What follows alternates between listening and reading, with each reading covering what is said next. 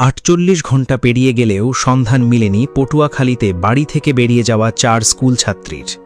বাউফল উপজেলার নাজিরপুর তাঁতেরকাঠি ইউনিয়নে গত ১০ মে রোববার সকালে এই চাঞ্চল্যকর অন্তর্ধানের ঘটনাটি ঘটে। বিদ্যালয়ের উদ্দেশ্যে বাড়ি থেকে বের হওয়ার পর দীর্ঘ সময় অতিবাহিত হলেও তারা আর ফিরে আসেনি।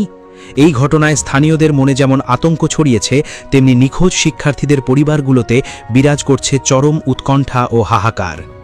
নিখোঁজ হওয়া ৪ শিক্ষার্থীর মধ্যে ৩ জনই নাজিরপুর ছোট ডালিমা মাধ্যমিক বিদ্যালয়ের শিক্ষার্থী। তারা হলো ৭ম শ্রেণীর শিক্ষার্থী সানজিদা আক্তার ও ইসমত জেরিন এবং ৮ম শ্রেণীর শিক্ষার্থী সানজিদা আক্তার রাইসা। নিখোঁজ হওয়া ৪র্থ কিশোরী আয়েশা আক্তার অন্য একটি স্থানীয় শিক্ষা প্রতিষ্ঠানের শিক্ষার্থী। ঘটনার দিন ১০ মে রোববার সকালে তারা ৪ জনই পৃথকভাবে নিজ নিজ বাড়ি থেকে বিদ্যালয়ের পোশাক পরে বেরিয়েছিল, কিন্তু বিকেলের নির্দিষ্ট সময় পার হয়ে যাওয়ার পরও তারা ঘরে না ফেরায় পরিবারের সদস্যরা বিচলিত হয়ে পড়েন। নাজিরপুর ছোট ডালিমা মাধ্যমিক বিদ্যালয় সূত্রে জানা গেছে, ওই দিন বিদ্যালয়ে পাঠদান চলাকালীন নিখোঁজ ৩ শিক্ষার্থী অনুপস্থিত ছিল। শিক্ষকরা শুরুতে বিষয়টি সাধারণ অনুপস্থিতি মনে করলেও বিকেলে অভিভাবকদের উদ্বেগজনক ফোন আসার পর প্রকৃত ঘটনাটি সামনে আসে। শিক্ষার্থীরা বিদ্যালয়ের নাম করে বাড়ি থেকে বের হলেও সেদিন তারা কেউই বিদ্যালয়ে উপস্থিত হয়নি। পরবর্তীতে বিদ্যালয়ের পক্ষ থেকে সহপাঠীদের সঙ্গে কথা বলে এবং সম্ভাব্য বিভিন্ন স্থানে খোঁজ নিয়েও তাদের কোনো হদিস পাওয়া যায়নি। সহপাঠীদের তথ্য অনুযায়ী সেদিন তাদের অস্বাভাবিক কোনো আচরণও কারোর চোখে পড়েনি। শিক্ষার্থীদের পরিবার সূত্রে জানা যায়, রোববার সকাল থেকে সন্ধ্যা পর্যন্ত সম্ভাব্য সকল স্থানে খোঁজ চালানো হয়েছে।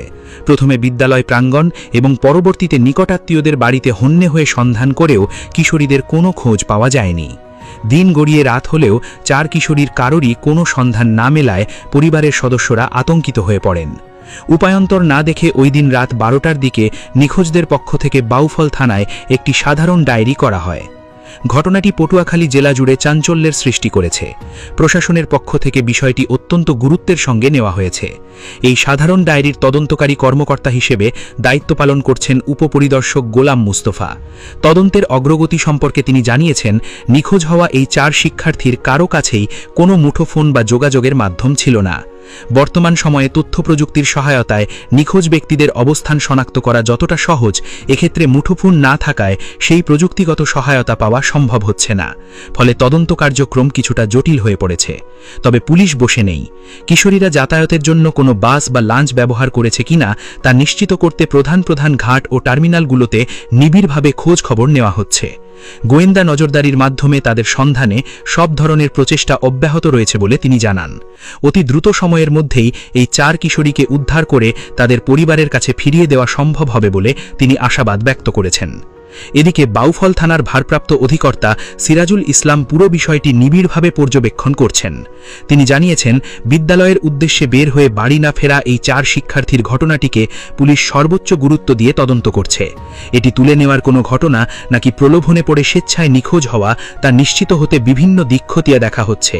এলাকায় পুলিশি তৎপরতা বাড়ানো হয়েছে এবং নিখোঁজদের ছবি ছড়িয়ে দিয়ে পার্শ্ববর্তী থানাগুলোতেও বার্তা পাঠানো হয়েছে। প্রশাসনের পক্ষ থেকে দ্রুত কার্যকর পদক্ষেপ গ্রহণের মাধ্যমে এই রহস্যের জট খুলবে এমনটাই প্রত্যাশা করছেন এলাকাবাসী। কিশোরীরা সুস্থ অবস্থায় ফিরে আসুক, এটাই এখন সবার একমাত্র চাওয়া।